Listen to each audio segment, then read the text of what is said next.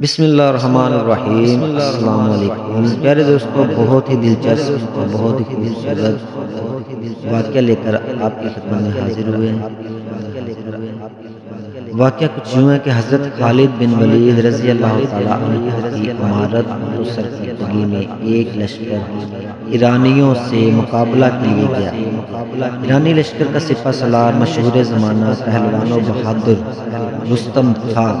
حضرت خالد بن ولید رضی اللہ تعالیٰ عنہ رستم کی درخواست پر حضرت ربیع بن عامر رضی اللہ تعالیٰ عنہ کو اس سے بات چیت کے لیے بھیجا گیا۔ رستم کے دربار خوب سجا رکھا تھا۔ ریشم و حریر کے گدے، بہترین قالین، سونے چاندی کی اشیاء اور دیگر اسباب زینت سے آراستہ و پیراستہ کر دیا تھا۔ حضرت ربیع بن عامر رضی اللہ تعالیٰ عنہ گھوڑے پر سوار، اختیارات سے لیس، پھٹے پرانے کپڑوں میں ملبوس، اس شان کے ساتھ رستم کے دربار میں پہنچے کہ ننگی تلوار آپ کے ہاتھ میں تھی۔ دربار میں رستم کا فرش بچھا ہوا تھا۔ آپ گھوڑے کو اسی پر چلاتے ہوئے اندر جانے لگے۔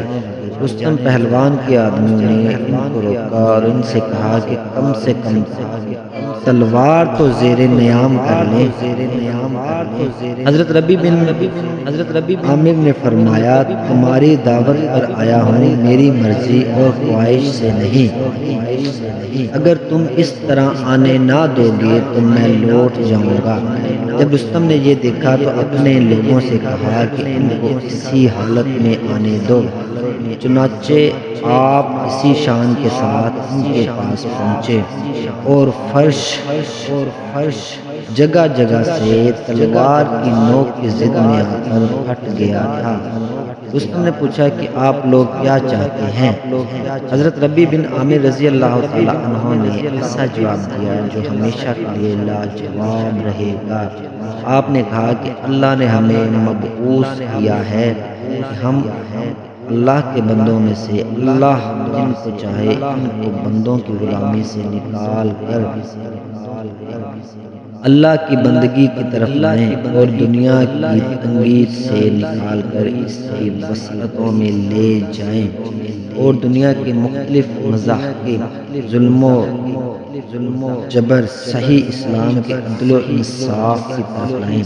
اس واقعہ سے اسلامی معاشرے کے افراد کی مظاہر کائنات سے، دنیا کی دل فریبیوں سے اور مادی طاقتوں سے بے رغبتی اور بے خوفی کا عظیم الشان مظاہرہ ہو رہا ہے۔ یہی چیز اسلامی معاشرے کو کفر و شرک سے نکالتی اور شیطانی و طاغوتی قوتوں کے مقابلہ میں روحانی ایمانی طاقت بخشتی ہے۔ بہت شکریہ۔ ویڈیو اگر اچھی لگے تو ہمارے چینل کو لائک اور سبسکرائب ضرور کریں۔ اللہ حافظ۔